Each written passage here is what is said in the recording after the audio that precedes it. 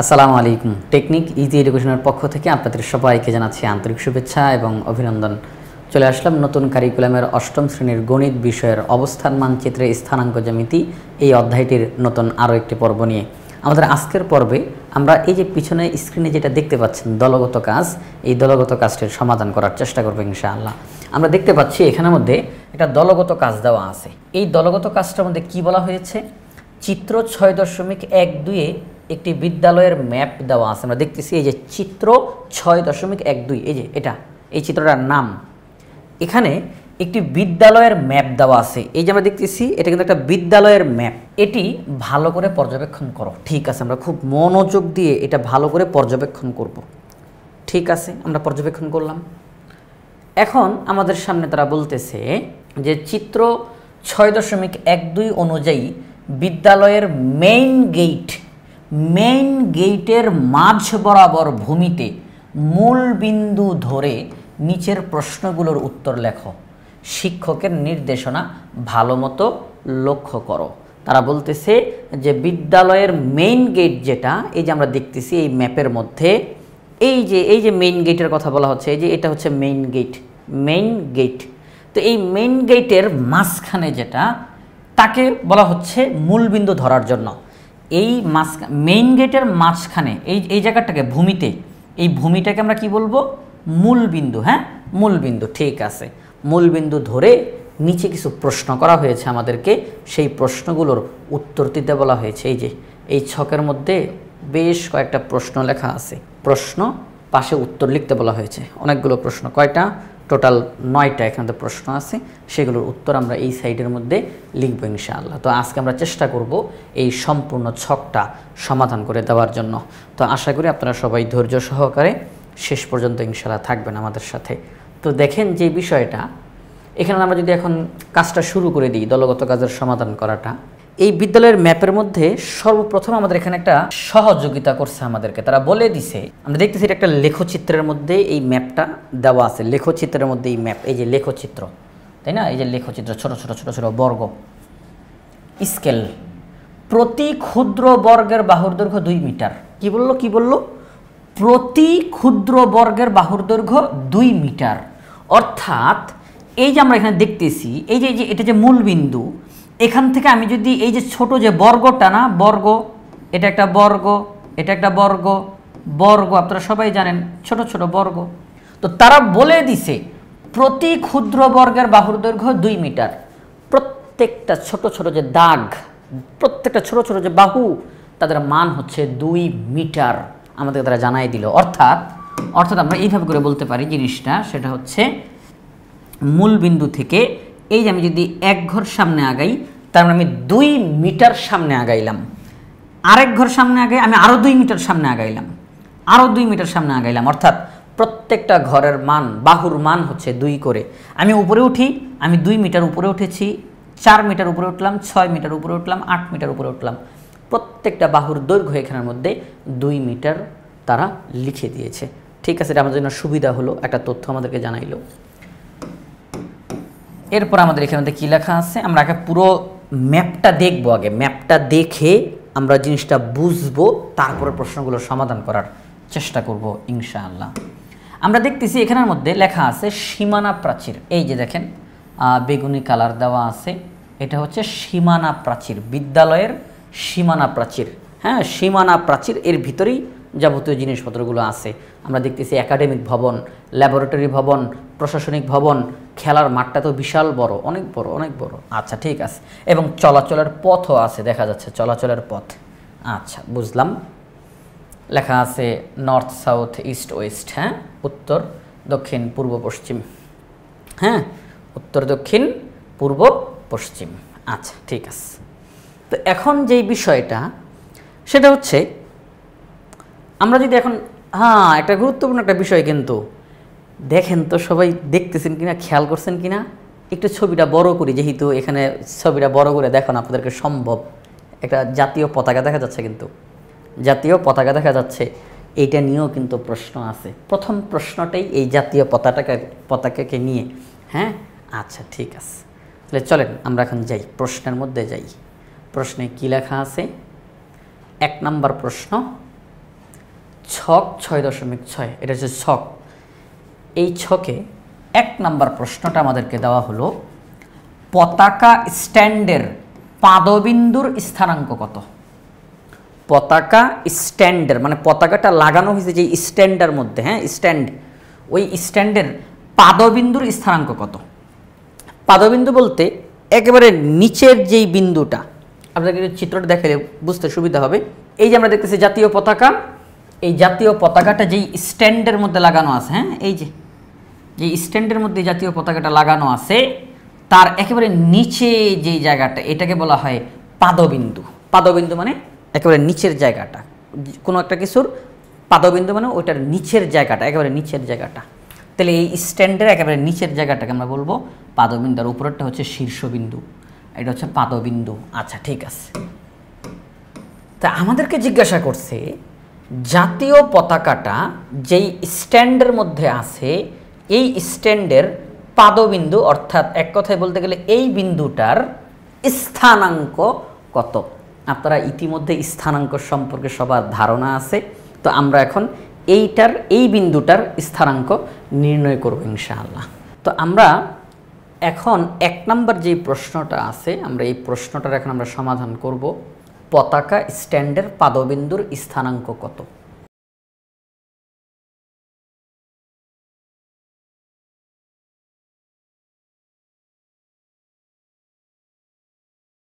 তো সর্বপ্রথম আমাদেরকে 2টা সূত্র জানা থাকা লাগবে। এই যে 2টা সূত্র, একটা হচ্ছে 2 বিন্দুর মধ্যবর্তী দূরত্ব এবং 2 বিন্দুর মধ্যবিন্দুর স্থানাঙ্ক। ইতিমধ্যে এই 2টা সূত্র আপনাদের সবারই মুখস্থ আছে আশা করি, কারণ আমাদের আগের যে পর্বগুলো সেগুলোতে এগুলো নিয়েই বিস্তারিত আলোচনা করা হয়েছিল। তো আশা করি আপনারা আগের পর্বগুলো দেখেছেন এবং এই 2টি সূত্র ইতিমধ্যে সবার মুখস্থ আছে। প্রথমে বলা হইল 2 বিন্দুর মধ্যবর্তী দূরত্ব, অর্থাৎ একটা বিন্দু এবং আরেকটা বিন্দু, হ্যাঁ। তো এই যে 2টা বিন্দু, এই 2 বিন্দুর মধ্যবর্তী দূরত্বটা কত, এটা নির্ণয় করার জন্য আমাদেরকে এই প্রথম সূত্রটা ব্যবহার করতে হবে। ভুজদ্বয়ের পার্থক্যের বর্গ কোটিদ্বয়ের পার্থক্যের বর্গের সমষ্টির বর্গমূল। এই সূত্রটা প্রয়োগ করলে আমরা এই 2টা বিন্দুর মধ্যবর্তী দূরত্ব কতটুকু সেটা নির্ণয় করতে পারবো। এটা একটা সূত্র গেল। আর আরেকটা সূত্র হচ্ছে 2 বিন্দুর মধ্যবিন্দুর স্থানাঙ্ক। কি বললো 2 বিন্দুর মধ্যবিন্দুর স্থানাঙ্ক। এটা কিন্তু দূরত্বের অঙ্ক না, এটা হচ্ছে 2টা বিন্দুর ঠিক মাঝখানের বিন্দু, যেটা যেমন আপনাদের আমি বুঝাই এইভাবে করে, সেটা হচ্ছে 2টা বিন্দু, হ্যাঁ 2টা বিন্দু, এবং এই 2টা বিন্দুর ঠিক মাঝখানে যেই বিন্দুটা আছে তার স্থানাঙ্ক কত, অর্থাৎ তার x এবং y এর মান কত। এটা হচ্ছে মধ্যবিন্দু। এই 2টা বিন্দুর মধ্যবিন্দু, 2 বিন্দুর মাঝখানে যে বিন্দুটা আছে এইটার স্থানাঙ্ক কত সেটা নির্ণয় করার জন্য এই সূত্রটা আমাদেরকে প্রয়োগ করতে হবে। ভুজদ্বয়ের যোগফলকে 2 দিয়ে ভাগ দিলে আমরা মধ্যবিন্দুর ভুজ পাবো, কোটিদ্বয়ের যোগফলকে 2 দিয়ে ভাগ দিলে আমরা মধ্যবিন্দুর কোটির মান পেয়ে যাব। তাহলে আমরা এই 2 নম্বর সূত্রটা প্রয়োগ করে মধ্যবিন্দুর স্থানাঙ্ক নির্ণয় করতে পারবো। তাহলে এই 2টা সূত্র আশা করি সবার মুখস্থ আছে, আর যদি নাও থাকে তো এখন মুখস্থ করে ফেলেন ইনশাআল্লাহ। আচ্ছা ঠিক আছে, আগের পর্বগুলোতে কিন্তু এগুলো নিয়ে বিস্তারিত আলোচনা করা হয়েছে। এখন আমরা মেইন অঙ্ক শুরু করে দিই। পতাকা স্ট্যান্ডের পাদবিন্দুর স্থানাঙ্ক কত। সবার প্রথমে আমরা একটু চিত্রতে যাব। এই অঙ্কগুলো আমরা অবশ্যই একদম চিত্র দেখে দেখে করব, হ্যাঁ এই যে চিত্রটা দেখে দেখে বুঝে বুঝে করার চেষ্টা করব। প্রথমেই মূল বিন্দুরে তোমরা দেখলাম, মূল বিন্দুর ডান দিকে এই যে এক্স অক্ষ, এই এক্স অক্ষতে মূল বিন্দুর ডান দিকে ধনাত্মক মান, বাম দিকে ঋণাত্মক মান। মূল বিন্দুটার এই যে ওয়াই অক্ষ, যেটা মূল বিন্দুর উপরের দিকে ধনাত্মক মান, নিচের দিকে ঋণাত্মক মান। আমরা দেখতেছি পতাকাটা মূল বিন্দুর বাম দিকে আসছে, সুতরাং আমরা এখন আর ডান দিকে না দেখি, আমরা আপাতত একটু স্ক্রিনটা বড় করি যাতে আপনারা যেন দেখতে সুবিধা হয়। আচ্ছা ঠিক আছে, তো দেখেন যেই বিষয়টা, এটা হচ্ছে মূল বিন্দু। এখান থেকে আমাকে এই পতাকার পাদবিন্দুতে আসতে হলে প্রথমে এক্স অক্ষতে বাম দিকে আসা দরকার। তাহলে এখান থেকে আমি প্রথমে 2-1টা প্রশ্নের সমাধান করিতে বেশ খানিকক্ষণ সময় নিব। এর পরের প্রশ্নগুলো দেখবেন খুব দ্রুত গতিতে শেষ হয়ে যাবে, কারণ সেগুলোতে আর বেশি একটা কথা বলা লাগবে না। দেখেন মূল বিন্দু এখান থেকে আমি বামে 1 ঘর 2 ঘর 3 ঘর 4 ঘর 5 ঘর 6 ঘর 7 ঘর 8 ঘর 8 নম্বর ঘরে আসলাম। হ্যাঁ, 8 নম্বর ঘরে বাম দিকে 8 নম্বর ঘরে আসলাম। খেয়াল করেন কিন্তু বাম দিকে 8 নম্বর ঘরে আসলাম। আমরা কিন্তু আগেই জানি যে এক একটা ঘরের জন্য কিন্তু আমাকে 2 মিটার করে, এক একটা ঘরের জন্য কয় মিটার করে? 2 মিটার করে। তাহলে আমি 0 থেকে বাম দিকে 8 ঘর আসছি, তাহলে 8 দুগুণে 16, আমি -16 আসছি। কততে আসছি? -16 আসছে। এই যে -16 আসছি। আচ্ছা, এখান থেকে আমাকে এখন পতাকার পাদবিন্দুতে যেতে হলে উপরের দিকে উঠা দরকার। তাহলে এখান থেকে 1 2 3 4 আমি 4 নম্বর ঘরে গিয়ে পৌঁছাইলাম। হ্যাঁ, 4 নম্বর বিন্দুতে গিয়ে। তাহলে যেহেতু 4 নম্বর প্রত্যেকটা ঘরের জন্য 2 করে, তাহলে আমি 4 নম্বর ঘরে উঠছি, তার মানে 4 দুগুণে 8, আমি 8-এ উঠছি। কততে উঠছি? 8-এ উঠছি। এবং এটা কিন্তু ধনাত্মকের দিকে। এটা কি ঋণাত্মকের দিকে? না, এটা ধনাত্মকের দিকে, উপরের দিকে। তাহলে এটা হচ্ছে +8। তো প্লাস চিহ্ন তো লেখার কোনো প্রয়োজন পড়ে না। তাহলে আমরা বুঝলাম এই যে পাদবিন্দুটা, এটার স্থানাঙ্ক হলো -16,8। লেখাটা এখানে না লিখে আমি যদি এখানে লিখি, তাহলে সবচেয়ে বেশি ভালো দেখা যায়। এই যে বিন্দুটা, এই পাদবিন্দুর স্থানাঙ্ক হলো -16,8। পতাকার স্ট্যান্ডের পাদবিন্দুর স্থানাঙ্ক হলো -16,8, অর্থাৎ ভুজ -16, কোটি 8। মূলবিন্দু থেকে প্রথমে বাম দিকে আসার কারণে মানগুলো ঋণাত্মক হয়ে গিয়েছে। আমি 8 ঘর বামে এসেছি, প্রত্যেক ঘরের জন্য 2 করে, প্রত্যেক বাহুর জন্য 2 করে, তাহলে 8 দুগুণে 16 -16। আর আমি এখান থেকে উপরের দিকে উঠেছি, তাহলে ধনাত্মকের দিকে আমি উঠলাম, 4 ঘর উঠেছি, 4 দুগুণে 8, তাহলে 8। তাহলে ভুজ -16, কোটি 8। আশা করি আপনারা সবাই বুঝতে পেরেছেন। তাহলে আমাদের এখানের মধ্যে আমরা যদি পরবর্তী প্রশ্নে যাই, 1 নম্বর প্রশ্ন, পতাকা স্ট্যান্ডের পাদবিন্দুর স্থানাঙ্ক কত? তাহলে এখানের মধ্যে আমরা বলতে পারি যে এখানের মধ্যে আর বেশি কোনো কিছু লেখার কোনো প্রয়োজন নাই, সরাসরি লিখে দেওয়া যায়। সরাসরি আমরা কিন্তু লিখে দিতে পারি -16,8। হ্যাঁ, তাহলে আমরা এই 1 নম্বর প্রশ্নটা সমাধান করা হয়ে গেল। এখানে কোনো ব্যাখ্যা দেওয়ার কোনো প্রয়োজন পড়বে না। তাহলে হয়ে গেল আমাদের 1 নম্বর প্রশ্নের সমাধান। সহজ না? হ্যাঁ, সহজ, আলহামদুলিল্লাহ। তাহলে হয়ে গেল 1 নম্বর প্রশ্ন। আমরা পাশে একটু লিখে দিতে পারি -16,8। এর পরেরটা 2 নম্বর প্রশ্ন কি জিজ্ঞাসা করছে? 2 নম্বর প্রশ্ন আমাদেরকে জিজ্ঞাসা করছে, একটু বড় করি আগে। 2 নম্বর প্রশ্ন জিজ্ঞাসা করা হয়েছে, খেলার মাঠের 4 কোণার স্থানাঙ্কগুলো লেখো। একেবারে সহজ একটা প্রশ্ন। খেলার মাঠের 4 কোণার স্থানাঙ্কগুলো লেখো। আমরা যদি উপরের চিত্রটার মধ্যে দেখি, এই যে চিত্রটা, এখানে খেলার মাঠ, এই যে খেলার মাঠটা দেখা যাচ্ছে, এই খেলার মাঠের 4 কোণার স্থানাঙ্ক নির্ণয় করতে বলছে আমাদেরকে।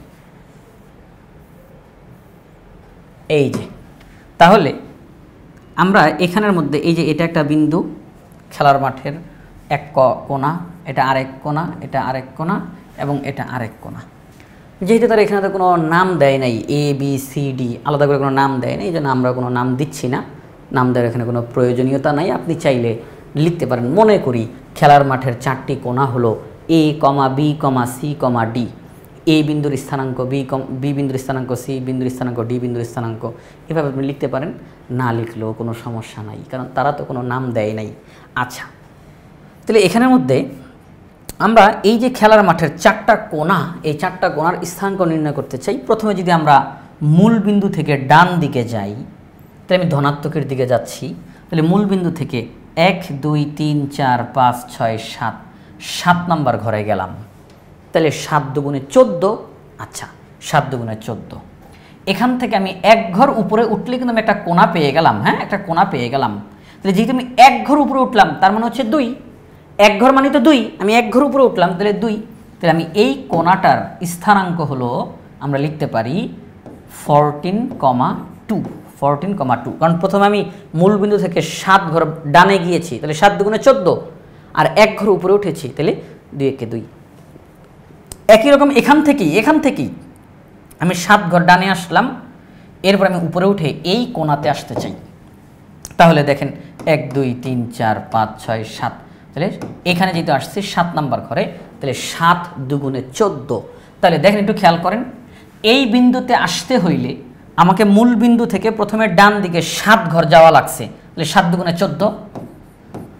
এখান থেকে এই বিন্দুতে আসতে হলে আমাকে আবার 7 ঘর যাওয়া লাগছে, তাহলে 7 দুগুণে 14।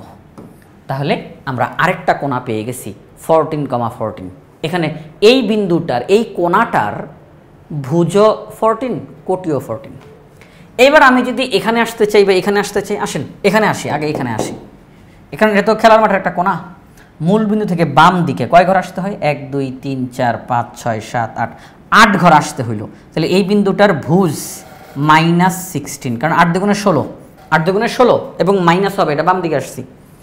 এবং এই বিন্দুতে আসতে হলে আমাকে এখান থেকে 1 ঘর উপরে উঠা লাগছে, তাহলে 2। যদি এই বিন্দুতে আসি তাহলে মূল বিন্দু থেকে প্রথমে বাম দিকে 8 ঘর, তাহলে -16। এরপর আমাকে উপরে উঠতে হবে, কয় ঘর উপরে উঠবো? এখান থেকে 1 2 3 4 5 6 7, 7 দুগুণে 14 হয়ে গেছে। আমরা কিন্তু 4টা কোণা, খেলার মাঠের যে 4টা কোণা, তাদের স্থানাঙ্ক আমরা নির্ণয় করে ফেললাম। আমরা প্রথমে ওইটা নির্ণয় করলাম, তারপর ওইটা, এইটা, এইটা। এখানে যে আপনাকে সিরিয়াল মেনটেন করতে হবে এমন কোনো বিষয় না, যেমন একটা সিরিয়াল মেনটেন করতে হবে, আগে ওইটা, তারপরে ওইটা, তারপরে এটা, তারপরে এটা, না, এটা কোনো বিষয় না।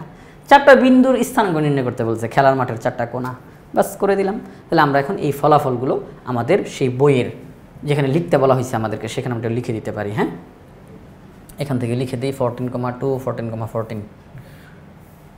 আমি এখান থেকে ফলাফলগুলো সবগুলো একবারে লিখে ফেলি। এখন আমরা পরবর্তী প্রশ্নের সমাধান করব। ইতিমধ্যে আপনারা এই 2 নম্বর প্রশ্নের সমাধান তো বুঝে ফেলছেন। চলো এখন 3 নম্বর প্রশ্নটা সমাধান করা শুরু করি। 3 নম্বর প্রশ্নে বলল, খেলার মাঠের দৈর্ঘ্য নির্ণয় করো। খেলার মাঠের দৈর্ঘ্য নির্ণয় করো। আচ্ছা, ঠিক আছে, আমরা তো এতক্ষণ ধরে খেলার মাঠ নিয়েই তো কাজ করতেছিলাম। খেলার মাঠের দৈর্ঘ্য নির্ণয় করতে বলছি। সবাই যদি একটু খেয়াল করেন, খেলার মাঠটা কিন্তু একটা আয়তাকার। একটু খেয়াল করেন সবাই, এই যে দেখেন খেলার মাঠ আয়তাকার, অর্থাৎ আয়তের মতো, তাই না? আয়তাকার। যেহেতু আমাদের বলছে খেলার মাঠের দৈর্ঘ্য নির্ণয় করো, তাহলে কি আমরা এই সাইডের মানটা নির্ণয় করব নাকি এই সাইডের মানটা নির্ণয় করব? আপনারা বলেন। আমরা এই সাইডের মানটা নির্ণয় করব, তাই তো? কারণ এটাই হচ্ছে দৈর্ঘ্য। আপনি চাইলে এইটার মান নির্ণয় করতে পারেন, অথবা চাইলে এইটার মান নির্ণয় করতে পারেন, কারণ আয়তাকারের বিপরীত বাহু তো সমান হয়, তাই না? আয়তাকার যে কোনো কিছুর বিপরীত বাহু সমান হয় না? তাহলে এটার দৈর্ঘ্য যত, এটার দৈর্ঘ্য ততই। তাহলে আপনি চাইলে এইটার মান নির্ণয় করবেন অথবা এটার মান নির্ণয় করবেন, এটা আপনার ইচ্ছা, কোনো বাধা নাই, ফলাফল একই আসবে। এখন কীভাবে করে আমরা নির্ণয় করব? সেটা হচ্ছে, আমরা তো জানি না এটার দৈর্ঘ্য কত। নির্ণয় করার পদ্ধতিটা হচ্ছে, এই যে খেলার মাঠের এই কোণা, খেলার মাঠের এই কোণা, আমরা যদি এই 2টা কোণা যে আছে, 2টা কোণা, এই কোণার, এটা তো একটা বিন্দু, এটার স্থানাঙ্ক আমরা জানি, এটা তো একটা বিন্দু, এটার স্থানাঙ্ক আমরা জানি। এই 2 বিন্দুর মধ্যবর্তী দূরত্বটাই তো দৈর্ঘ্য। এই 2 বিন্দুর মধ্যবর্তী দূরত্বটাই তো দৈর্ঘ্য। তাহলে আমরা এই 2 বিন্দুর মধ্যবর্তী দূরত্ব নির্ণয় করতে পারি। অথবা আপনি যদি চান, সেই ক্ষেত্রে এটাও একটা কোণা, এটাও একটা কোণা, তো এই কোণাটা তো একটা বিন্দু, এটার স্থানাঙ্ক আপনি জানেন, এটা তো একটা বিন্দু, এটার স্থানাঙ্ক আপনি জানেন। এই 2 বিন্দুর মধ্যবর্তী দূরত্ব যদি আপনি নির্ণয় করেন, হয়ে গেল দৈর্ঘ্য নির্ণয় করা, তাই না? হয়ে গেল। তাহলে এটা আপনাদের উপরে নির্ভর করতেছে, আপনারা চাইলে এই 2 বিন্দুর মধ্যবর্তী দূরত্ব নির্ণয় করেন, অথবা এই 2 বিন্দুর মধ্যবর্তী দূরত্ব নির্ণয় করেন। তো একটা কাজ করেন, সেটা হচ্ছে শুধু শুধু দূরে যাওয়ার কি দরকার, কাছাকাছি থেকে আমরা বের করে ফেলি। মূল বিন্দু থেকে এই বিন্দুটাও কাছে আছে, এটাও কাছে আছে, দূরে না যাই, এখান থেকেই বের করে ফেলি। তাহলে দেখেন, এই বিন্দুটার স্থানাঙ্ক আপনি আগে থেকেই জানেন 14,2, এই বিন্দুটার স্থানাঙ্ক আপনি আগে থেকে জানেন -16,2। এখন আবার কেউ কেউ প্রশ্ন করতে পারেন, স্যার আমরা তো ওগুলোও জানি। হ্যাঁ, আপনি জানেন, আপনি তো ওগুলো দিয়ে বের করতে পারবেন, তো কোনো সমস্যা নাই। আমরা তো কাছের সংখ্যা দিয়ে বের করতেছি। তাহলে আমরা স্টুডেন্ট বের করে ফেলি। আপনারা সবাই ইতিমধ্যে এই যে 2টা সূত্র কিন্তু আগেই আপনাদেরকে দেখানো হয়েছে, আপনারা সবাই জানেন। আমরা 2 বিন্দুর মধ্যবর্তী দূরত্ব নির্ণয় করতে চাই, তার মানে আমরা এই 1 নম্বর সূত্রটা ব্যবহার করব। এখন সূত্রটা কি? ভুজ দ্বয়ের পার্থক্যের বর্গ কোটি দ্বয়ের পার্থক্যের বর্গের সমষ্টির বর্গমূল। চলেন তাহলে আমরা এখন শুরু করে দিই এই কাজটা। এখানের মধ্যে এই বিন্দু আর এই বিন্দু, তাহলে এই বিন্দুর স্থানাঙ্ক আর এই বিন্দুর স্থানাঙ্ক আমরা এখন কিছু কথা আপনাদেরকে লিখে আপনাদেরকে একটু দেখানোর চেষ্টা করব, যাতে করে আপনারা পুরোপুরি ক্লিয়ার ধারণা পান। আমাদের এটা হচ্ছে 2 নম্বর প্রশ্ন ছিল, আমরা 2 নম্বর প্রশ্নের ইতিমধ্যে সমাধান করে ফেলছি, আপনারা সবাই জানেন আলহামদুলিল্লাহ। আমরা আসলে এখন 3 নম্বর প্রশ্নটার সমাধান করব ইনশাআল্লাহ। এই 3 নম্বর প্রশ্নটা সমাধান করতে গিয়ে একটু কিছু লেখা একটু লিখে আপনাদেরকে দেখাই, যাতে করে আপনারা পুরোপুরি ক্লিয়ার ধারণা পান এখান থেকে। তো আপনাদের সামনে যে লেখাগুলো নিয়ে আসলাম, তাহলে খেলার মাঠের দৈর্ঘ্য নির্ণয় করো। আমরা সবাই জানি এবং আমরা দেখেছি যে এই যে খেলার মাঠটা এখানের মধ্যে আয়তাকার, খেলার মাঠটা কি আয়তাকার। তাহলে প্রথমেই তথ্যটা লিখে দিলাম, খেলার মাঠটি আয়তাকার। এখন যেহেতু দৈর্ঘ্য নির্ণয় করতে বলেছে আমাদেরকে, আমরা হয় এই বিন্দু আর এই বিন্দু, এই দুইটা বিন্দুর মধ্যবর্তী দূরত্ব নির্ণয় করব, অথবা এই বিন্দু এবং এই বিন্দু, এই দুইটা বিন্দুর মধ্যবর্তী দূরত্ব আমরা নির্ণয় করব। সেই কথাটা এখানে লিখে দিলাম, এত ও এত দুইটা বিন্দু, ওই যে উপরের দুইটা বিন্দু, ওই দুইটা বিন্দু অথবা ওই যে নিচের দিকে যে দুইটা বিন্দু ছিল তাদের মধ্যবর্তী দূরত্বই হলো খেলার মাঠের দৈর্ঘ্য। তাহলে খেলার মাঠের দৈর্ঘ্যটা আমরা এখন নির্ণয় করব। কিভাবে নির্ণয় করব? আমরা যেহেতু বলেছি নিচের দুইটা বিন্দুকে আমরা টার্গেট করলাম, এই দুইটা বিন্দুর মধ্যবর্তী দূরত্ব নির্ণয় করতে চাই, তাহলে -16,2 এবং 14,2 এই দুই বিন্দুর মধ্যবর্তী দূরত্ব নির্ণয় করব। তাহলে আপনারা সবাই জানেন যে দুই বিন্দুর মধ্যবর্তী দূরত্ব নির্ণয়ের সূত্রটা এই যে দুই বিন্দুর মধ্যবর্তী দূরত্ব √, ভুজদ্বয়ের পার্থক্যের বর্গ যোগ কোটিদ্বয়ের পার্থক্যের বর্গ। তাহলে সেই অনুযায়ী আমরা যদি এখন কাজটা করি, এখানের মধ্যে আমরা এই দুইটা বিন্দুকে আমরা টার্গেট করেছি, তাহলে ভুজ -16, ভুজ 14। তোমরা ভুজদ্বয়ের পার্থক্যের বর্গ এবং কোটিদ্বয়ের পার্থক্যের বর্গ। দেখেন ভুজ 14, ভুজ -16। তো আমরা যে সূত্র যে শিখেছিলাম ভুজদ্বয়ের পার্থক্য, সেখানের মধ্যে আমরা মূলত এটাকে বলেছিলাম x1 y1 x2 y2। সবার মনে আছে আশা করি আগের পর্বগুলোতে, x1 y1 x2 y2। তাহলে সেখানে কি ছিল? x2 - x1 whole square plus y2 - y1 whole square. ঠিক আছে? তাহলে সেই হিসাবে আমরা এটা লিখলাম। কেউ যদি আপনারা যদি -16কে আগে লিখে 14কে পরে লেখেন তাও সমস্যা হবে না, অঙ্কের ফলাফল ঠিক থাকবে, কারণ ওই যে একটা স্কোয়ার আছে যে, এই জন্য অঙ্ক ঠিক থাকবে, কোনো সমস্যা হবে না। ওকে ফাইন, আমরা এখন আসুন সামনের দিকে আগাই। আমরা মানগুলো বসিয়ে দিয়েছি। ভুজদ্বয়ের অন্তরের বা অন্তর বা পার্থক্য, ভুজদ্বয়ের পার্থক্যের বর্গ, কোটিদ্বয়ের পার্থক্যের বর্গ, তাদের সমষ্টির বর্গমূল, রুট চিহ্নটা দেওয়ার কারণে। তো মাইনাসে মাইনাসে প্লাস হয়ে গেল, বাহিরের স্কোয়ার বাহিরেই রয়েছে, 0কে স্কোয়ার করলে 0ই হয়, 14 আর 16 যোগ করলে 30, তাকে স্কোয়ার করতে হবে, স্কোয়ারের রুটে কাটাকাটি যায় 30 মিটার। খেলার মাঠের দৈর্ঘ্য নির্ণয় করা হয়ে গেল 30 মিটার। আমরা জানতে পারলাম যে যেই খেলার মাঠটা এখানে দেখা যাচ্ছে বিদ্যালয়ের খেলার মাঠ, তার দৈর্ঘ্যটা হচ্ছে 30 মিটার। আপনি যদি উপরের দুইটা বিন্দু দিয়ে যদি আপনি দৈর্ঘ্যটা নির্ণয় করতে যান তাও 30 মিটার বের হবে, এখনও 30 মিটার বের হয়েছে। তাহলে আমরা এই জায়গাটার মধ্যে এখানের মধ্যে উত্তরটা জানতে চেয়েছে, তো আমরা উত্তরটা এখানে জানিয়ে দিতে পারি যে 30 মিটার। এখানে যেহেতু জায়গাটা একেবারে অল্প, এখানে যেহেতু জায়গাটা একেবারে কম, হ্যাঁ কম জায়গা, এই জন্য আমি একটু নোটের মধ্যে আপনাদেরকে একটু লিখে দেখানোর চেষ্টা করেছি। আপনারা এটা খাতার মধ্যে লিখে ফেলতে পারবেন, হ্যাঁ, যে এটা কীভাবে কীভাবে করে করা হইলো বিস্তারিতভাবে আমরা লিখে দেখাইলাম, আর জাস্ট উত্তরটা শুধু বইয়ের এখানে লিখে দিলাম 30 মিটার। এবার আসেন পরবর্তী প্রশ্নের মধ্যে যাই। 4 নম্বর প্রশ্ন কি বলছে আমাদেরকে? ল্যাবরেটরি ভবনের মধ্যবিন্দুর স্থানাঙ্ক নির্ণয় করো এবং মেইন গেট থেকে ল্যাবরেটরি ভবনের মধ্যবিন্দুর দূরত্ব নির্ণয় করো। আমরা কিন্তু আস্তে আস্তে একটু বেশি কাজের মধ্যে যাচ্ছি। প্রথমে ছিল পতাকা স্ট্যান্ডের পাদবিন্দুর স্থানাঙ্ক, আমরা মুহূর্তে বের করে ফেলছি। খেলার মাঠের 4 কোণার স্থানাঙ্ক, খেলার মাঠের দৈর্ঘ্য। এখন আমরা আস্তে আস্তে একটু বড়োর দিকে যাচ্ছি, মানে আমাদেরকে আরেকটু বেশি কাজ দেওয়া হচ্ছে। কাজটা কি আমরা দেখতেছি, এখানে কাজটা আমাদেরকে দেওয়া হলো। তাহলে এখানের মধ্যে আমাদেরকে যেই কাজটা করতে হবে, ল্যাবরেটরি ভবনের মধ্যবিন্দুর স্থানাঙ্ক আমরা প্রথমে নির্ণয় করব। ল্যাবরেটরি ভবন, একটু উপরে ছবিটার মধ্যে যাই, এই যে ল্যাবরেটরি ভবন দেখা যাচ্ছে, এই ল্যাবরেটরি ভবনের একেবারে মধ্যবিন্দু ঠিক মাঝখানের বিন্দুটার স্থানাঙ্ক নির্ণয় করতে বলছে। তো এটাকে আমরা যেভাবে খুশি সেভাবে করে ফেলতে পারবো? একটা মান টাস করে বলে দিলাম না, এটাও বের করার পদ্ধতি আছে, আমরা সেই পদ্ধতিতে বের করব। এরপরে এখানে কিন্তু দুইটা প্রশ্ন করছে। প্রথমত ল্যাবরেটরি ভবনের মধ্যবিন্দুর স্থানাঙ্ক নির্ণয় করো, আর তারপরে মেইন গেটের মূল বিন্দু, যেটা মেইন গেটের মূল বিন্দু, সেখান থেকে ল্যাবরেটরি ভবনের মূল বিন্দু আর কি মধ্যবিন্দু, তাদের মধ্যবর্তী দূরত্ব নির্ণয় করতে বলা হয়েছে। মেইন গেটের মূল বিন্দু যেটা, সেখান থেকে ল্যাবরেটরি ভবনের মধ্যবিন্দু যেটা, এই দুই বিন্দুর মধ্যবর্তী দূরত্ব আমাদেরকে নির্ণয় করতে বলেছে। তো আপনি যদি প্রশ্নটা একবার বুঝে যান, আপনার জন্য অঙ্ক করাটা একেবারে সহজ হয়ে যাবে। প্রথমত দেখেন, আমাদেরকে ল্যাবরেটরি ভবনের মধ্যবিন্দু বের করতে বলছে। তাহলে একটু চিন্তা করেন তো, ল্যাবরেটরি ভবনের মধ্যবিন্দু, ল্যাবরেটরি ভবনটা দেখতে কিন্তু আমরা দেখতেছি এখানের মধ্যে 1 2 3 4 5 6, 1 2 3 4, ল্যাবরেটরি ভবনটা আয়তাকার। কি আকার? আয়তাকার। তো যেহেতু ল্যাবরেটরি ভবনটা আয়তাকার, একটু খেয়াল করেন, যেহেতু ল্যাবরেটরি ভবনটা আয়তাকার, আমাদেরকে মধ্যবিন্দু নির্ণয় করতে হবে।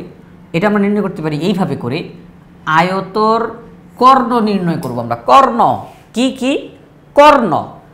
এই যে ল্যাবরেটরি ভবনটাতে যে আয়তাকার, এটির কর্ণের দৈর্ঘ্য নির্ণয় করে তার মধ্যবিন্দু আমরা নির্ণয় করে ফেলতে পারবো। এটা একটা কর্ণ, এটা আরেকটা কর্ণ। আমাদের দুইটা কর্ণ লাগবে না, দুই কর্ণের দরকার নাই, যে কোনো একটা কর্ণ আমরা তার মান বের করে মধ্যবিন্দুর মান নির্ণয় করব। এটা আরও সহজে করতে পারি আমরা। কীভাবে করে? সেটি হচ্ছে, আমাদেরকে যেই কাজটা করতে হবে, এই বিন্দুটার স্থানাঙ্ক আমরা জানব, এই বিন্দুটার স্থানাঙ্ক আমরা জানব, ব্যাস যথেষ্ট, আর লাগবে না। এই দুইটা বিন্দুর স্থানাঙ্ক যখন আমরা জানব, এই দুই বিন্দুর মধ্যবিন্দুই তো ল্যাবরেটরি ভবনের মধ্যবিন্দু। কথাটা বুঝছেন কিন্তু সবাই? ল্যাবরেটরি ভবনের এই যে দুইটা কোণা, এই দুই বিন্দুর মধ্যবিন্দু যেটা, সেটাই হবে ল্যাবরেটরি ভবনের মধ্যবিন্দু। তাহলে দুই বিন্দুর মধ্যবিন্দু স্থানাঙ্ক নির্ণয় করতে কিন্তু আমরা অলরেডি সূত্র জানি সবাই। এই যে দুই বিন্দুর মধ্যবিন্দুর স্থানাঙ্ক নির্ণয়ের সূত্র। অথবা আপনারা চাইলে এই দুই বিন্দুকে টার্গেট না করে, এই দুইটা বিন্দুকে টার্গেট না করে আপনারা চাইলে এই বিন্দু আর এই বিন্দুকেও টার্গেট করতে পারেন, কোনো আপত্তি নাই, কোনো সমস্যা নাই। এই দুই বিন্দুর মধ্যবিন্দুর স্থানাঙ্কটাই হবে ল্যাবরেটরি ভবনের মধ্যবিন্দুর স্থানাঙ্ক। আশা করি আপনারা সবাই কথাটা ধরতে পারছেন যে আমি কি বলতে চাইতেছি। তাহলে চলেন আমরা এখন সমাধান করে ফেলি। তাহলে আমরা যদি লাস্টে যেই দুইটা ফোঁটা দিলাম, চলেন এই দুইটা বিন্দু দিয়ে আমরা অঙ্কটা করে ফেলি, কারণ দুইভাবে করে করা যাবে। আপনি যেভাবে করে মন চায় করেন, কোনো সমস্যা হবে না। তাহলে আমরা এখন ল্যাবরেটরি ভবনের 4টা বিন্দুর স্থানাঙ্ক আমরা এখন লিখে ফেলব।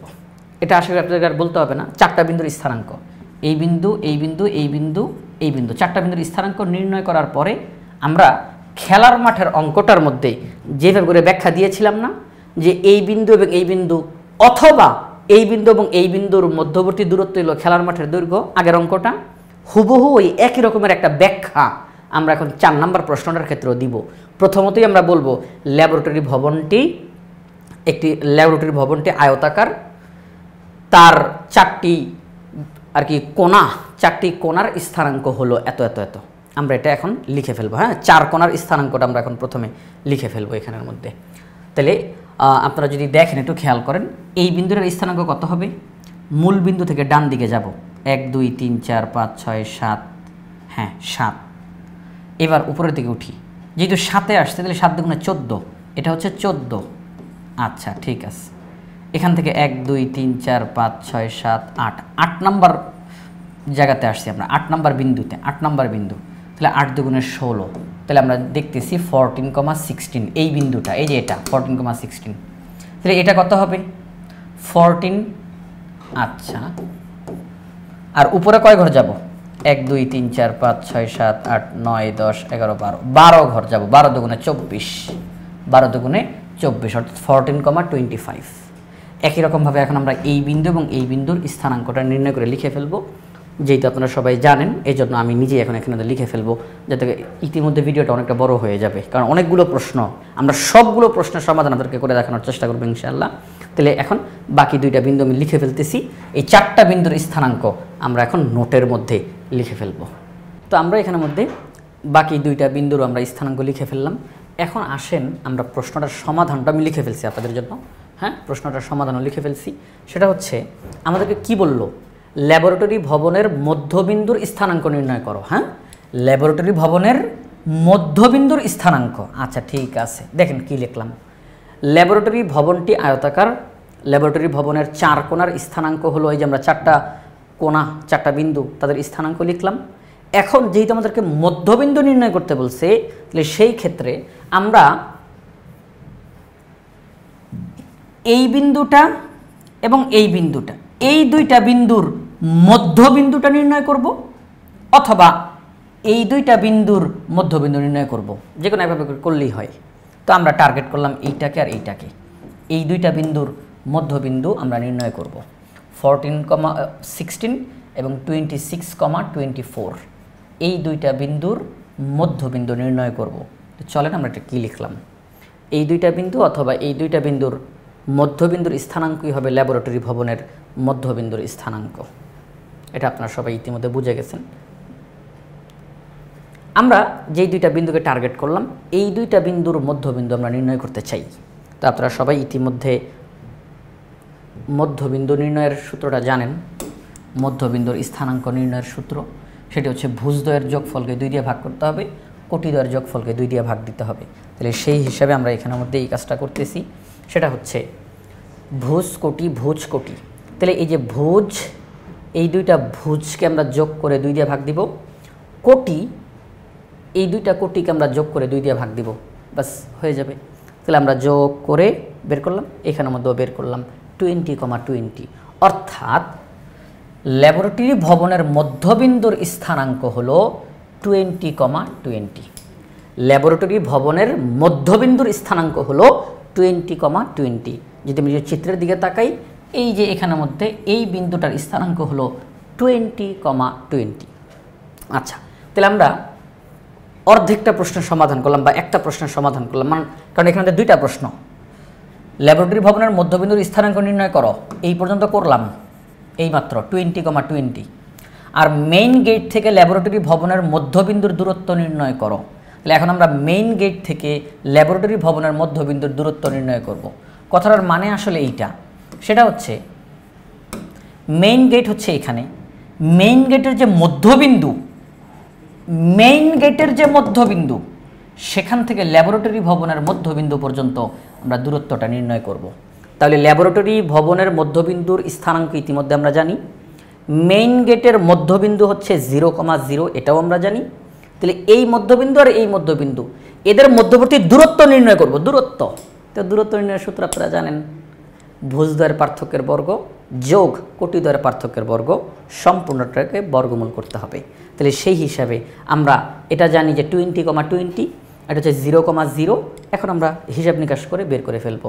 এই যে দেখেন, লেখাগুলো দেখে মনে হবে অনেক লেখা অনেক লেখা, কিন্তু অঙ্কটা কিন্তু সহজ। দেখেন, লেখা বেশি তার মানে যে অঙ্ক কঠিন তা কিন্তু না, অঙ্কটা কিন্তু সহজ আছে। একটু দেখেন আপনারা সবাই, আমি সবগুলো এখানে লিখে রাখছি, কারণ ভিডিও ইতিমধ্যে অনেকটা বড় হইতেছে, আরও অনেকগুলো প্রশ্ন বাকি, যেন আমি মূলত এগুলো লিখে আপনাদেরকে বোঝানোর চেষ্টা করতেছি line by line.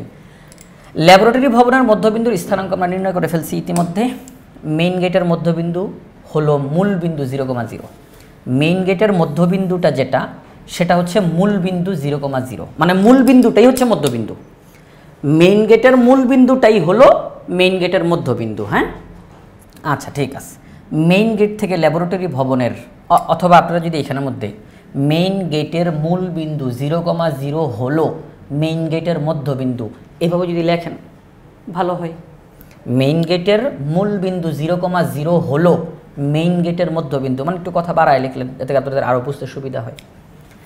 Main gate থেকে ল্যাবরেটরি ভবনের মধ্যবিন্দুর দূরত্ব, দেখেন দেখেন দেখেন, মেইন গেট থেকে ল্যাবরেটরি ভবনের মধ্যবিন্দুর দূরত্ব। তো মেইন গেটের মধ্যবিন্দু আর ল্যাবরেটরি ভবনের মধ্যবিন্দু, এই দুইটার মধ্যবর্তী দূরত্ব আমরা নির্ণয় করব। যখনই বলবে দূরত্ব, যখনই বলবে দূরত্ব, তখনই আমরা এই সূত্রটা প্রয়োগ করে দিব। তাহলে আমরা কি লিখতে পারি এখানের মধ্যে, আপনারা দেখেন এখানের মধ্যে মেইন গেটকে যেহেতু আগে বলছি, ল্যাবরেটরি ভবনকে পরে বলছি, তাহলে মেইন গেটের মধ্যবিন্দুর মান x1 y1 আর ল্যাবরেটরি ভবনের মধ্যবিন্দুর মান x2 y2। কথা কি সবাই ধরতে পারছেন? যেহেতু এখানে মেইন গেট শব্দটা আগে লেখা, তাহলে মেইন গেটের যে মধ্যবিন্দু x1 y1 আর ল্যাবরেটরি ভবনের মধ্যবিন্দু x2 y2। তাহলে সূত্র আমরা জানি যে √ ভুজদ্বয়ের পার্থক্য, আর ভুজদ্বয়ের পার্থক্য লিখতে গিয়ে আমরা কি লিখবো এখানের মধ্যে x2 - x1 whole square plus y2 - y1 whole square, সম্পূর্ণটাকে বর্গমূল করব। এরপরের হিসাব নিকাশ আপনারা নিজেরাই পারবেন, ওটা একদম নর্মাল জিনিস, একেবারে নর্মাল একটা বিষয়। 400 যোগ করলে হয় 800, √800। 800কে আমরা বাংলা লিখতে পারি 400 দুগুণে 800, লিখতে যাই 400 দুগুণে 800। 400কে বর্গমূল করলে হয় 20, আর 2কে বর্গমূল করলে হয় √2। তাহলে 20√2, এটি হচ্ছে আমাদের এই দুইটার মধ্যবর্তী দূরত্ব 20√2 মিটার। আমাদের এখানের মধ্যে মেইন গেটের মধ্যবিন্দু থেকে ল্যাবরেটরি ভবনের মধ্যবিন্দু পর্যন্ত মধ্যবর্তী দূরত্বটা হলো 20√2 মিটার, 20√2 মিটার। তো আমরা যদি এখানের মধ্যে এই যে জায়গাটা যেহেতু কম, এখানে যেহেতু লিখি যে ল্যাবরেটরি ভবনের মধ্যবিন্দুর স্থানাঙ্ক, যেহেতু জায়গা বেশি একটা নাই, আমি শুধু আপনাদের একটু বোঝানোর জন্য লিখতেছি। আপনারা তো খাতার মধ্যে লিখবেন, তো খাতার মধ্যে লিখতে গেলে আপনারা বড় করে সব লেখাগুলো লিখতে পারবেন, যে আমি যে নোটে লিখে দেখাইলাম। আপাতত বইয়ের মধ্যে একটু লিখি যে মধ্যবিন্দুর স্থানাঙ্ক হলো 20,20। হ্যাঁ, এই যে এটা জাস্ট আপনাদেরকে বোঝানোর সুবিধার্থে 20,20। আপনারা কেউ আবার এরকম কাজ করেন না যে মধ্যে একটা গোল দাগ দিয়ে এইভাবে লিখে দেন, এইভাবে করেন না পার। হ্যাঁ, আচ্ছা, মধ্যবিন্দুর স্থানাঙ্ক হলো 20,20। হ্যাঁ, আচ্ছা, ঠিক আছে।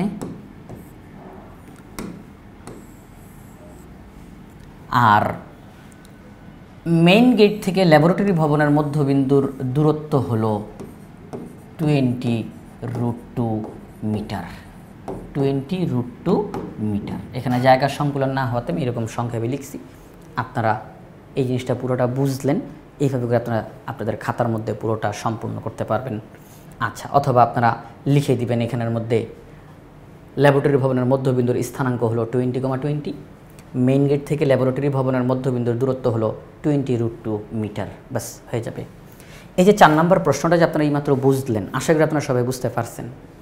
4 নম্বরটার মতো করেই এখন আমাদের 5 নম্বর প্রশ্নটার সমাধান করতে হবে। 5 নম্বর প্রশ্নে বলছে প্রশাসনিক ভবনের মধ্যবিন্দুর স্থানাঙ্ক নির্ণয় করো। এইমাত্র আপনারা ল্যাবরেটরি ভবনের মধ্যবিন্দুর স্থানাঙ্ক নির্ণয় করছিলেন, এখন আপনাদেরকে বলা হলো প্রশাসনিক ভবনের মধ্যবিন্দুর স্থানাঙ্ক নির্ণয় করতে। আশা করি আপনারা সবাই পারবেন ইনশাআল্লাহ। এরপরে বলল ল্যাবরেটরি ও প্রশাসনিক ভবনের মধ্যে দূরত্ব নির্ণয় করো। প্রথম অংশটুকু আপনারা নিজেরাই পারবেন, প্রশাসনিক ভবনের মধ্যবিন্দুর স্থানাঙ্ক নির্ণয় করো, এটা আপনারা নিজেরাই পারবেন। এর পরের অংশটা, এখানে তো দুইটা প্রশ্ন, এই যে এবং বলছে না, এবং এর আগে একটা অংশ এবং এর পরে একটা অংশ। ল্যাবরেটরি ও প্রশাসনিক ভবনের মধ্যে দূরত্ব নির্ণয় করো, এই কথাটার মানেটা কি আমরা এখন সেটা বোঝার চেষ্টা করব। যদি আমরা চিত্রের দিকে তাকাই, একটু চিত্রটা একটু বড় করি, যদি চিত্রের দিকে তাকাই, এখানের মধ্যে এটা মুছে দিই, এখানের মধ্যে দেখেন এই যে প্রশাসনিক ভবন আর এই যে ল্যাবরেটরি ভবন, এই দুইটা ভবন দেখেন হলুদ কালার দেওয়া না, এই যে প্রশাসনিক ভবন হলুদ কালার, এটা হলুদ কালার। এই দুই ভবনের মাঝখানে আপনারা দেখতেছেন জায়গা ফাঁকা দেখা যায়, এই যে জায়গা ফাঁকা দেখা যাচ্ছে। হ্যাঁ, জায়গা ফাঁকা দেখা যাচ্ছে, দেখতে পাচ্ছেন না? দেখতে পাচ্ছেন। তার মানে এটাই কিন্তু এই প্রশাসনিক ভবন আর ল্যাবরেটরি ভবনের দূরত্বটা। এই যে ফাঁকা জায়গাটা একটু খেয়াল করেন, এই যে ফাঁকা জায়গাটা, এটাই হচ্ছে এই দুইটা ভবনের মধ্যবর্তী দূরত্ব। এখানে খেয়াল করার বিষয়, স্টুডেন্টরা এটা এখানে একটু ভুল ভাবতে পারে, সেটা হচ্ছে তারা ভাবতে পারে ল্যাবরেটরি ভবনের মধ্যবিন্দু থেকে প্রশাসনিক ভবনের মধ্যবিন্দু পর্যন্ত মধ্যবর্তী দূরত্ব মনে হয় নির্ণয় করতে বলছে। না না, আমাদেরকে বলছে এই দুইটা ভবনের মধ্যে যেই দূরত্ব, এই যে কনফিউশনটা পড়বে এই জায়গাটার মধ্যে, এই যেখানে লেখা আছে যে, এই যে এখানে লেখা আছে ল্যাবরেটরি ও প্রশাসনিক ভবনের মধ্যে দূরত্ব নির্ণয় করো। অনেক ভাবে কি মধ্যবর্তী, এখানের মধ্যে ওই যে মধ্যবিন্দুর দূরত্ব নির্ণয় করো, আগে যেহেতু এরকম কাজ করা হয়েছে এই জন্য। সুতরাং আমাদেরকে যে মধ্যবিন্দুর দূরত্ব নির্ণয় করা আগের প্রশ্নে বলছিল, এখন কিন্তু মধ্যবিন্দুর দূরত্ব বলে নাই, এখন বলছে এই দুইটা ভবনের মধ্যে কতটুকু দূরত্ব সেটা নির্ণয় করো। তাহলে সেটা আমরা কিভাবে নির্ণয় করব?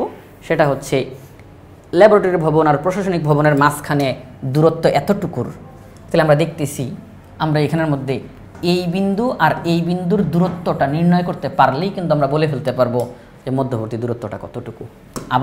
আবারও বলি কথাটা,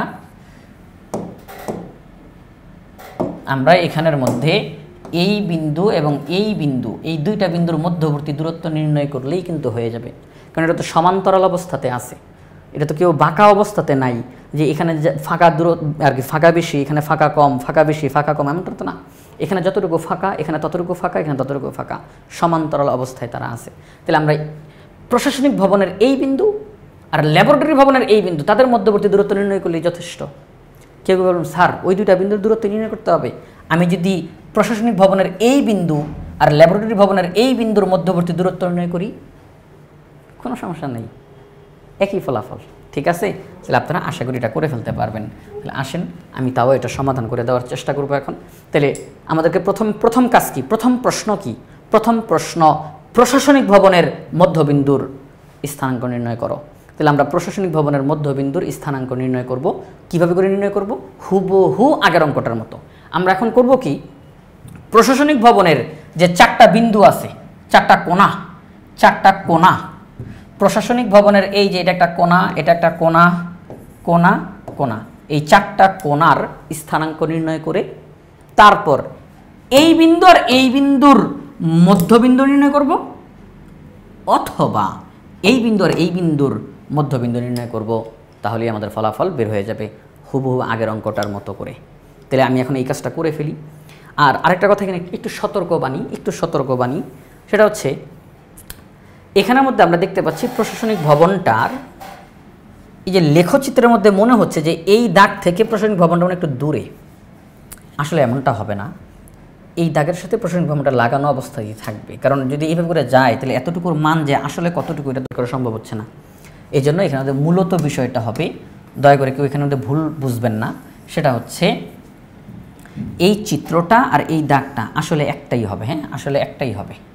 আপনাদেরকে একটু দেখাই বিষয়টা আসলে এইটা, এই যে হ্যাঁ, এটা প্রশাসনিক ভবনের সাথেই যাবে।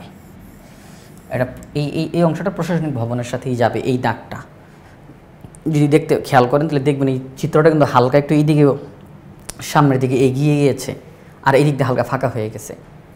এটা হতে যে প্রিন্টিংয়ের মিস্টেকের মতো এরকম কিছু একটা। চিত্রটা এই দাগটার সাথেই যুক্ত হবে। হ্যাঁ, কারণ আমরা তো এতটুকুর মান তো আলাদা করে জানি না, এই জন্য আমাদেরকে এই দাগটার সাথে যদি হয় তাহলে আমরা সরাসরি এটার মানটা বের করে ফেলতে পারবো। হ্যাঁ, আপনাদের এই ক্লাস অনুযায়ী। আচ্ছা ঠিক আছে, তাহলে আমরা এটা করে ফেলবো। এখন আমরা এই বিন্দু এটা এই 4টা বিন্দুর স্থানাঙ্ক নির্ণয় করে মধ্যবিন্দুটা পর্যন্ত আমি এখন নির্ণয় করে তারপর আপনাদেরকে দেখাচ্ছি। তাহলে আমরা এই যে অঙ্কটার সমাধান করে ফেললাম। আমাদের 5 নম্বর প্রশ্নে যেটা বলছিল প্রশাসনিক ভবনের মধ্যবিন্দুর স্থানাঙ্ক নির্ণয় করো, আর এই জন্য আমাদের প্রথমে কি করা দরকার ছিল, প্রশাসনিক ভবনের 4 কোণার স্থানাঙ্ক নির্ণয় করা দরকার। এগুলো আপনারা নিজেরাই সবাই পারেন, তাহলে এগুলো নিয়ে কোনো কথাবার্তা নাই। আমরা 4 কোণার স্থানাঙ্ক নির্ণয় করে ফেললাম। এখন যেই বিষয়টা, যেহেতু প্রশাসনিক ভবনের মধ্যবিন্দুর স্থানাঙ্ক নির্ণয় করা দরকার, সুতরাং আমাদের, আপনারা জানেন, হয় আমাদেরকে এই বিন্দু আর এই বিন্দু, এই দুইটা বিন্দুর মধ্যবিন্দুর স্থানাঙ্ক নির্ণয় করা দরকার, অথবা এটা আর এটা, এই দুই বিন্দুর মধ্যবিন্দুর স্থানাঙ্ক নির্ণয় করা দরকার। তো আমরা এখন সেখানের মধ্যে এই যে 4টা স্থানাঙ্ক নিলাম না, এর মধ্যে যে 26,0 কোনটা আশা করি আপনারা সবাই জানেন। এই যে মূল বিন্দু থেকে 26,0, এই যে এটা, এই বিন্দু আর এই বিন্দু, এই দুই বিন্দুর মধ্যবিন্দুর স্থানাঙ্ক আমরা এখন নির্ণয় করতে চাচ্ছি, এইটা আর এইটা। তাহলে এটার স্থানাঙ্ক 26,0 আর এটার স্থানাঙ্ক কত, আমরা কত লিখলাম এখানের মধ্যে 16,14। এই যে আমরা যদি এখানে তাকাই, এখান থেকে 16,14, এই যে এখানে এই দুই বিন্দুর মধ্যবিন্দুর স্থানাঙ্ক আমরা এখন নির্ণয় করে ফেলব। সেটা আপনারা সবাই জানেন। পদ্ধতিটা কি? পদ্ধতিটা হলো এই দুইটা বিন্দুর মধ্যবিন্দু যদি আমরা নির্ণয় করতে যাই, তাহলে আমরা সবাই জানেন যে ভুজদ্বয়ের সমষ্টিকে 2 দিয়ে ভাগ করব, কোটিদ্বয়ের সমষ্টিকে 2 দিয়ে ভাগ দিব। তাহলে এখানের মধ্যে, হ্যাঁ, এখানের মধ্যে এই যে ভুজ 26 আর 16 তাদেরকে যোগ করে 2 দিয়ে ভাগ, আর কোটি তাদেরকে যোগ করে 2 দিয়ে ভাগ। এই যে 21,7 নির্ণয় হলো, 21,7, এটাই হচ্ছে প্রশাসনিক ভবনের মধ্যবিন্দুর স্থানাঙ্ক। প্রশাসনিক ভবনের মধ্যবিন্দুর স্থানাঙ্ক এই যে 21,7। আপনি যদি এখান থেকে যে দেখেন মূল বিন্দু থেকে 21,7 পৌঁছান, তাহলে আপনি এটা পাবেন। এই বিন্দুটা আপনি পেয়ে যাবেন, এটা হচ্ছে প্রশাসনিক ভবনের মধ্যবিন্দুর স্থানাঙ্ক। তাহলে আমরা এই আমাদের এখানে প্রথম যে অংশটুকু আছে তার সমাধান আমরা করে ফেললাম। এই যে এতটুকু পর্যন্ত আমাদের করা শেষ। এখন কি বলল? ল্যাবরেটরি ও প্রশাসনিক ভবনের মধ্যে দূরত্ব নির্ণয় করো। ইতিমধ্যে আপনাদেরকে বইয়ের মধ্যে এটা দেখিয়ে আপনাদেরকে বলা হয়ে গেছে আপনাদেরকে যে আমরা এই যে দুইটা ভবন, এটা একটা ভবন, এটা একটা ভবন, এই দুই ভবনের মাঝখানের দূরত্ব জানতে চাই। তো এটা যেহেতু সমান্তরাল অবস্থাতে আছে, সুতরাং দূরত্ব সব দিকেই সমান হবে। আমি এই বিন্দুর একটা বিন্দু, এই ভবনের একটা বিন্দু আর এই ভবনের একটা বিন্দু, তাদের মধ্যবর্তী দূরত্ব নির্ণয় করলেই আমি বুঝে যাব এই দুইটা ভবনের মধ্যবর্তী দূরত্ব কত। সুতরাং আমি এই বিন্দু আর এই বিন্দুর মধ্যবর্তী দূরত্বটা নির্ণয় করব। এই বিন্দুর স্থানাঙ্ক আপনারা সবাই জানেন 26,14, আর এটা হচ্ছে 26,16। 26,14, 26,16, এই দুইটার মধ্যবর্তী আমরা এখন দূরত্ব নির্ণয় করব। দূরত্ব, চলেন আমরা এখন দূরত্ব নির্ণয় করি। এই যে দেখেন 26,16, 26,14, এই দুইটা বিন্দুর মধ্যবর্তী দূরত্বই হবে এই দুই ভবনের মধ্যবর্তী দূরত্ব। সেটা আর কথা না বলি, ভিডিও ইতিমধ্যে অনেক বড় হয়ে গিয়েছে, তাও আপনাদের জন্য পুরোটা লিখে রাখছি এখানের মধ্যে। সেটা হচ্ছে এই দুইটা বিন্দুর দূরত্বটা আমরা নির্ণয় করতে চাই। তাহলে ভুজদ্বয়ের অন্তরের বর্গ, কোটিদ্বয়ের অন্তরের বর্গ, তাদের সমষ্টি নির্ণয় করার পরে আমরা বর্গমূল নির্ণয় করব। ফলাফল চলে আসছে 2 মিটার। ফলাফল কত চলে আসছে?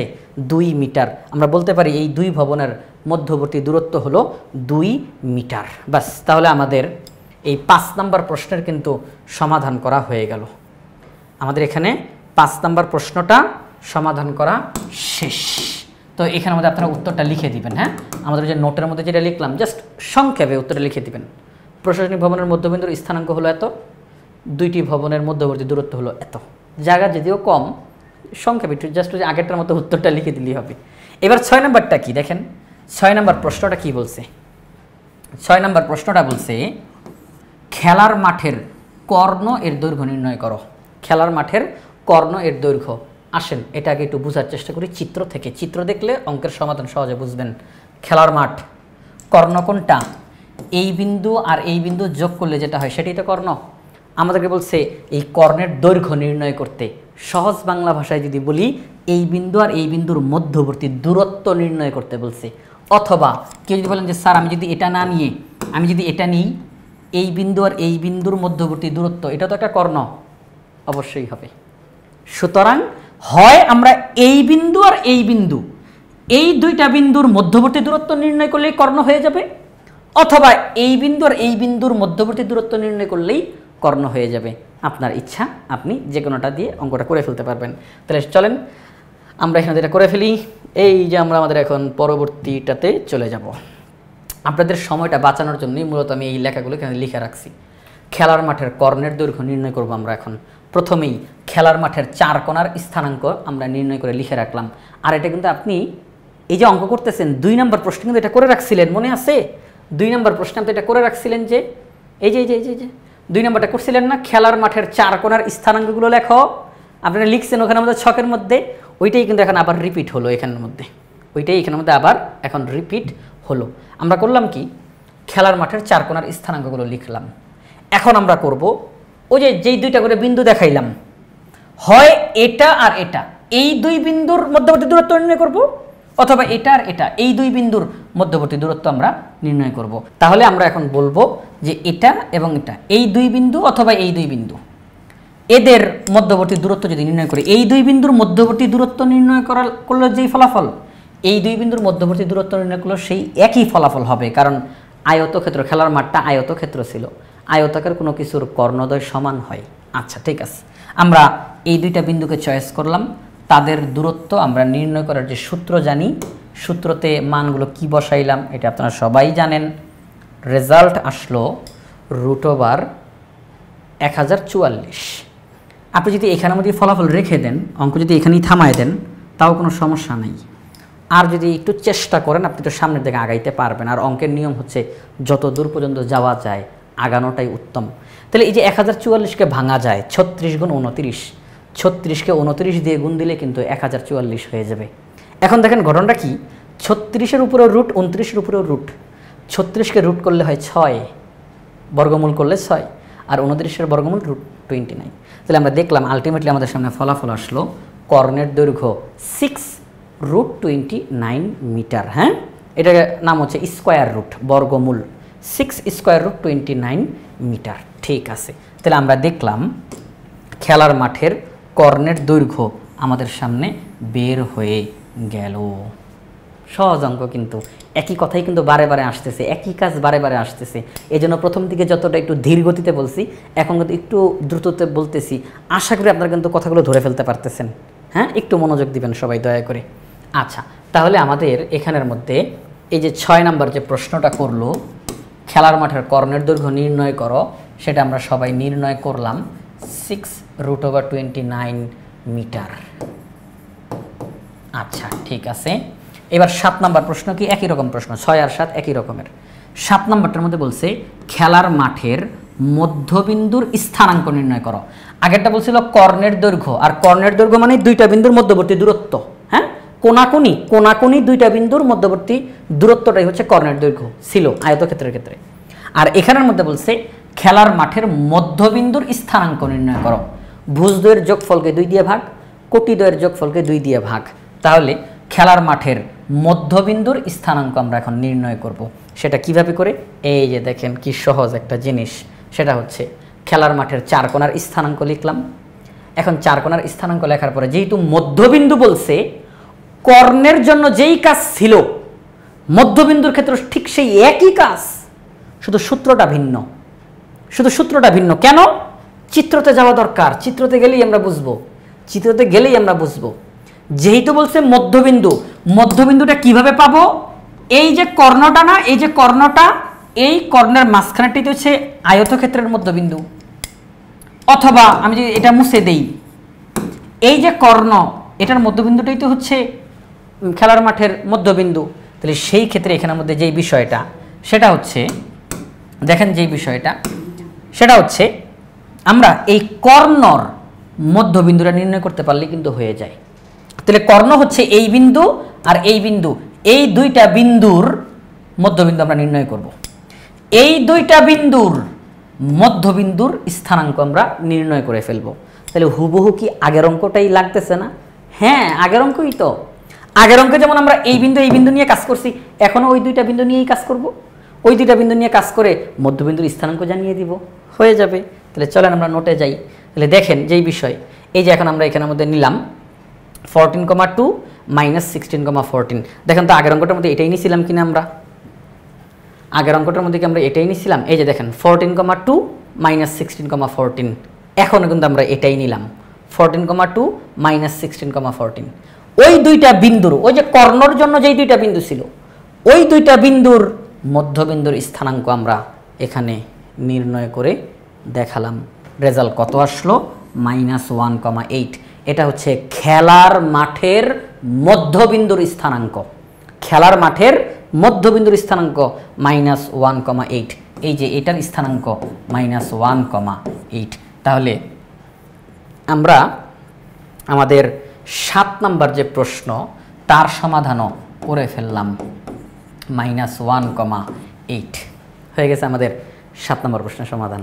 আমরা এখন 8 নম্বর প্রশ্নটা সমাধান করব। 8 নম্বর প্রশ্নে কি বলছে? 8 নম্বর প্রশ্নে যাওয়ার আগে একটু রংটা চেঞ্জ করে ফেলি না? আচ্ছা, 8 নম্বর প্রশ্নে বলছে বিদ্যালয়ের সীমানা প্রাচীরের পরিসীমা নির্ণয় করা। অনেকক্ষণ পরে একটু অন্যরকম একটা প্রশ্ন আমাদের সামনে আসলো। এতক্ষণ যাবত যেই প্রশ্ন আসছিল সব একই রকমের, একই ধাঁচের প্রশ্ন। হয় মধ্যবিন্দুর স্থানাঙ্ক নির্ণয় করো, আর নয়তো দুইটা বিন্দুর মধ্যবর্তী দূরত্ব নির্ণয় করো, একই রকমের প্রশ্ন ছিল। এখন আসছে পরিসীমা। ঠিক আছে, খুবই ভালো একটা প্রশ্ন। বিদ্যালয়ের সীমানা প্রাচীরের পরিসীমা নির্ণয় করো। চলেন আগে চিত্রতে যাব। প্রশ্ন সমাধান করার আগে চিত্রতে যাই, চিত্র দিকে আগে একটু বোঝার চেষ্টা করি। দেখেন আমাদেরকে বলল বিদ্যালয়ের সীমানা প্রাচীরের পরিসীমা নির্ণয় করতে বলছে। তাহলে সেই ক্ষেত্রে সীমানা প্রাচীর এখানে কোনটা একটু চিন্তা করেন। এই যে সীমানা প্রাচীর, এটা না সীমানা প্রাচীর, পাশে কিন্তু বাংলায় লিখে দেওয়া আছে, কিন্তু সীমানা প্রাচীর দেখছেন লেখা আছে সীমানা প্রাচীর। এই যে আমি যে এইমাত্র কালো কালার দিয়ে যে বক্সটা করলাম, এটাই হচ্ছে সীমানা প্রাচীর। এই ও যে চারিদিকে যে বাউন্ডারি থাকে, দেয়াল থাকে চারিদিকে বাউন্ডারি, সীমানা প্রাচীর। এই সীমানার ভিতরেই এই যে যা কিছু আছে, প্রশাসনিক ভবন, ল্যাবরেটরি ভবন, একাডেমিক ভবন, খেলার মাঠ, এই যে পতাকার স্ট্যান্ড, এসব কিছু সীমানা প্রাচীরের ভিতরেই আছে।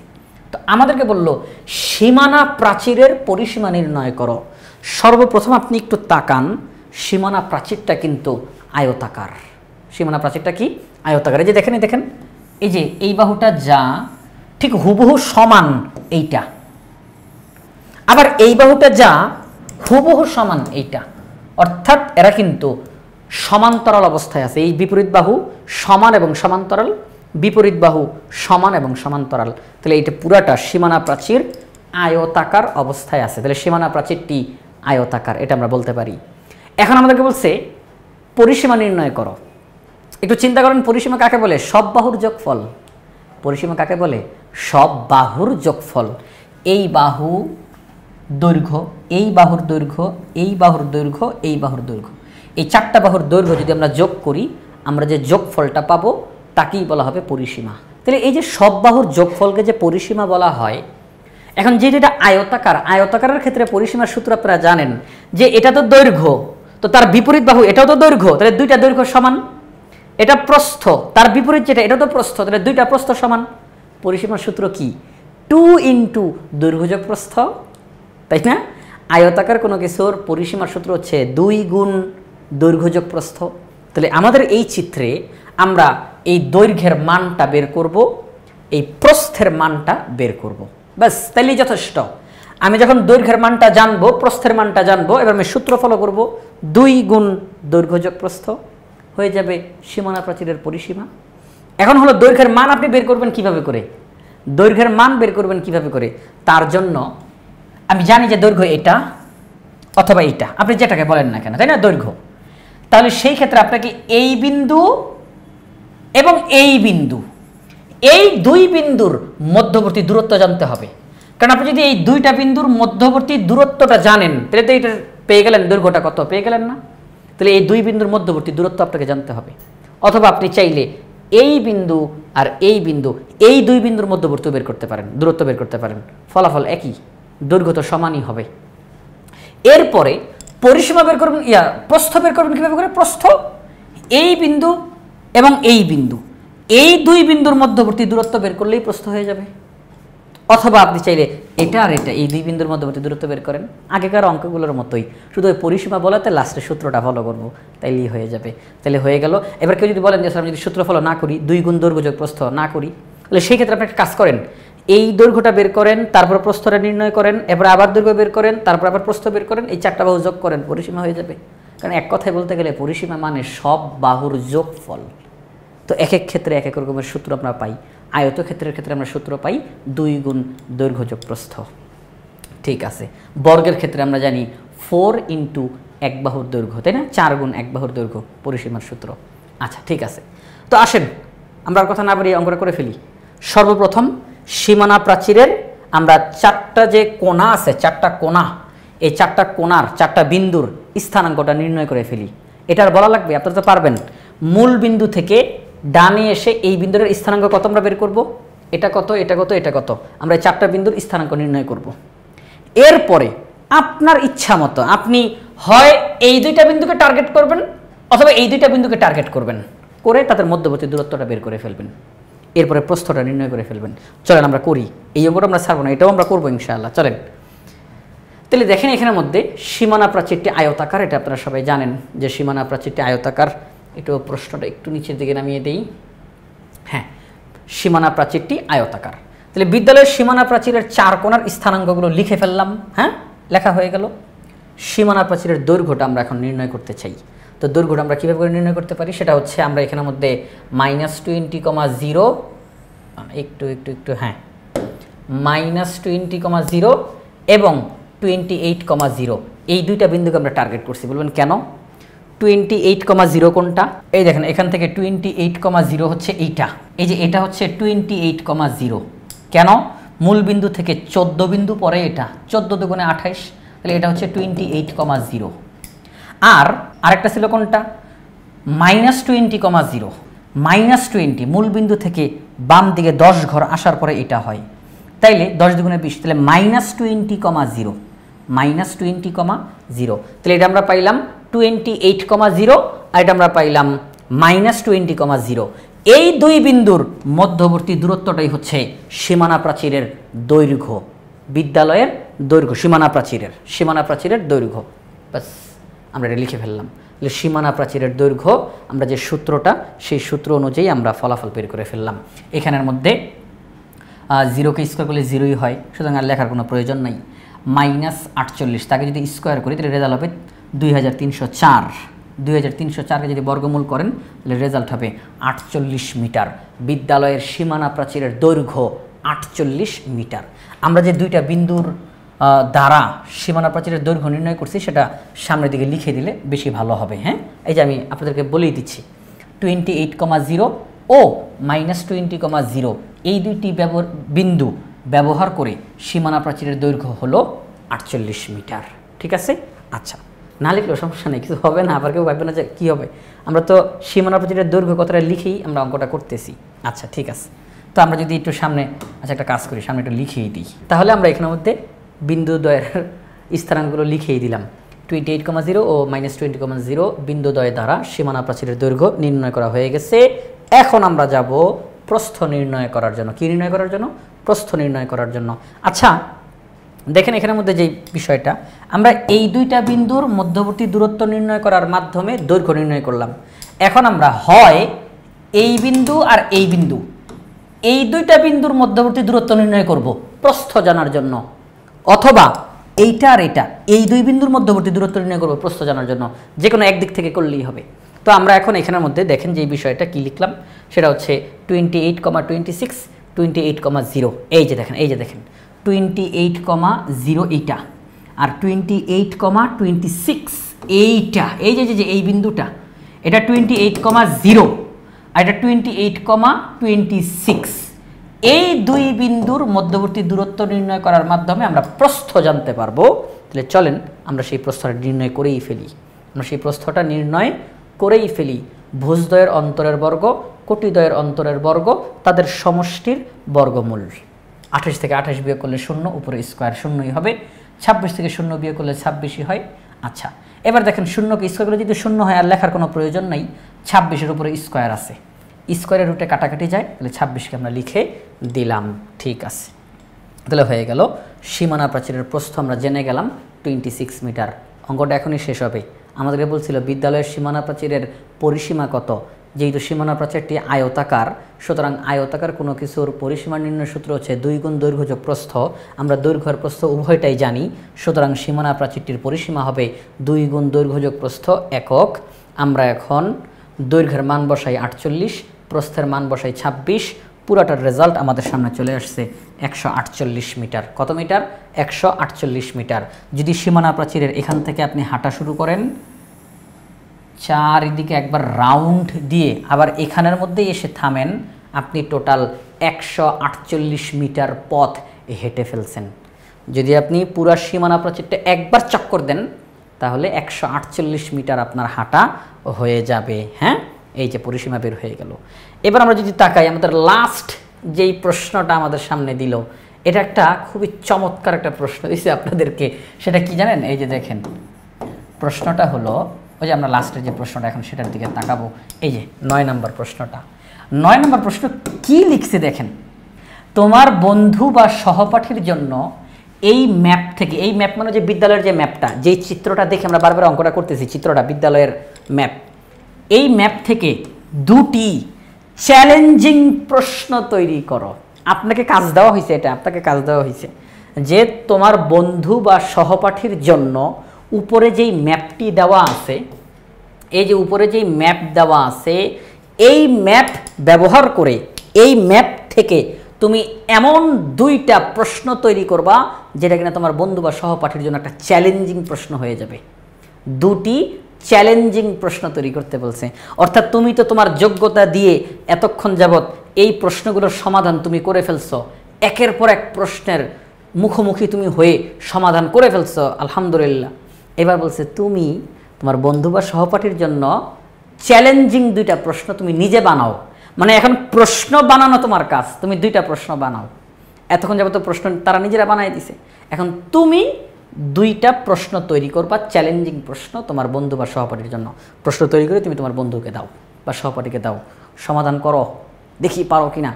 এই যে উপরের এই ম্যাপ ব্যবহার করে এখান থেকে আপনাকে এখানে যে তথ্যগুলো আছে এগুলো ব্যবহার করেই আপনাকে সেই 2টা প্রশ্ন বানাইতে হবে।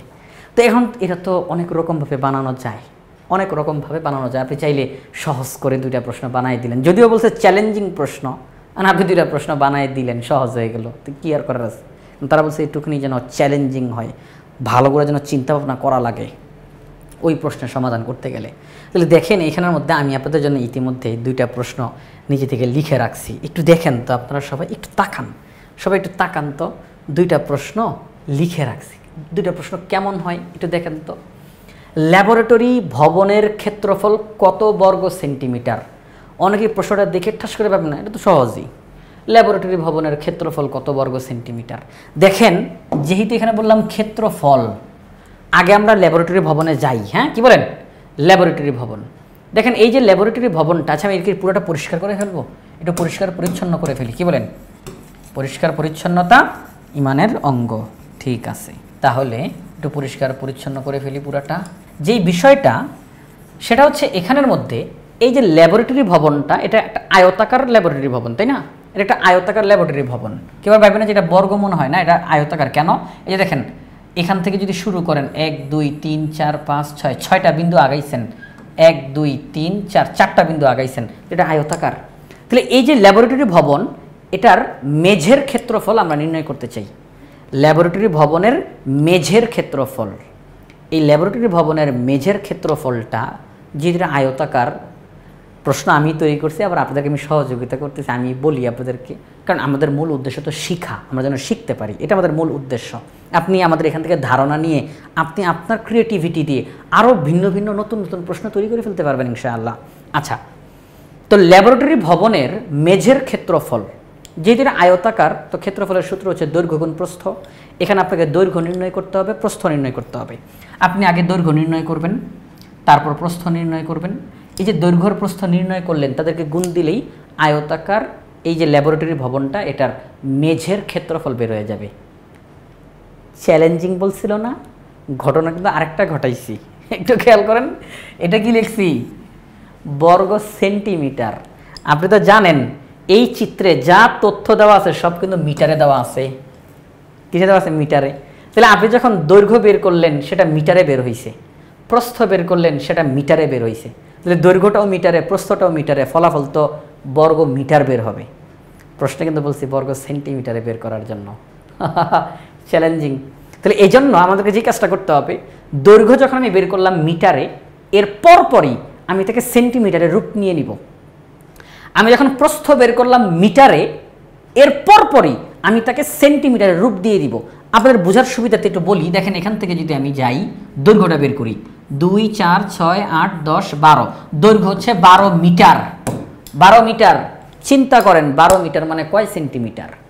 1 মিটারে 100 সেন্টিমিটার, তাহলে 12 মিটারে 1200 সেন্টিমিটার, ঠিক না? হ্যাঁ। প্রস্থ 2 4 6 8, 8 মিটার, তাহলে তাকে আপনি সেন্টিমিটারে প্রকাশ করেন, 800 সেন্টিমিটার। তাহলে আপনি বলবেন দৈর্ঘ্য 1200 সেন্টিমিটার মানে 1200 সেন্টিমিটার, প্রস্থ 800 সেন্টিমিটার, তাহলে দৈর্ঘ্য গুণ প্রস্থ 1200 গুণ 800 কত হবে? 8 12 96, আর 4টা শূন্য যদি পাশে বসাই তাহলে কত হয়? 9,60,000 বর্গ সেন্টিমিটার। 9,60,000 বর্গ সেন্টিমিটার হবে এখানের ক্ষেত্রফলটা, মেঝের ক্ষেত্রফল।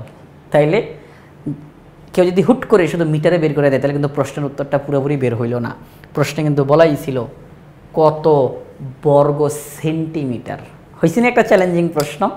আচ্ছা ঠিক আছে, এবার আসুন প্রশ্ন 2-এ যাই। আরেকটা প্রশ্ন কি রেডি করলাম, সেটা হচ্ছে খেলার মাঠের ক্ষেত্রফল একাডেমিক ভবনের মেঝের ক্ষেত্রফলের কত গুণ? খেলার মাঠের ক্ষেত্রফল একাডেমিক ভবনের মেঝের ক্ষেত্রফলের কত গুণ?